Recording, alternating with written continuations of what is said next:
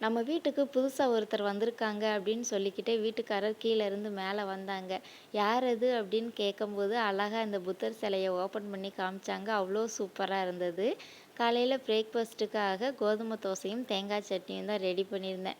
வீட்டுக்காரர் சாப்பிட்றேன்னு சொன்னாங்க. அவங்களுக்கு தோசை ஊத்த கல்ல சூடு பண்ணும்போது தான் தெரிஞ்சது, இதுக்கு முன்னாடி பாப்பாவுக்கு இந்த கல்லுல ஆம்லேட் போட்டு குடுத்தோமே, தோசை ஊத்துனா அந்த முட்டை ஸ்மெல் அடிக்கும் அப்படின்னு சொல்லிட்டு, அதுக்கப்புறமா ஒரு பிரெட்ட டோஸ்ட் பண்ணி எடுத்துட்டோம் அப்படின்னா, அந்த முட்டை ஸ்மெல் கம்மியாயிரும் அப்படின்ட்டு ஒரு பிரெட்ட டோஸ்ட் பண்ணி நான் சாப்பிட்டுட்டு, அவங்களுக்கு தோசை ஊத்தி குடுத்து சாப்பிட வச்சாச்சு. நானுமே எண்ணெய லைட்டா சூடு பண்ணி நல்லா தலையில தேய்ச்சி ஊற விட்டுட்டு, கொஞ்சமா ஓட்ஸ் சாப்பிட்டுட்டு, பாதி லன்ச் வேலைய முடிச்சு பாப்பாவுக்கு லன்ச் பேக் பண்ணி குடுத்துட்டு, அதுக்கப்புறமா நல்லா ஹேர் வாஷ் பண்ணி தலையெல்லாம் காய வச்சுட்டு, அதுக்கப்புறமா கீழ போய் மீதி லன்ச் வேலைய முடிச்சாச்சு. நேத்து வச்ச மீன் குழம்பு இருந்ததுனால சமையல முடிச்சு 12:30க்கே கொஞ்சம் சாப்பிட்டுட்டு, அதுக்கப்புறமா மீதி வேலையெல்லாம் பார்த்து முடிச்சுட்டு மறுபடியும் சாப்பிட்டாச்சு.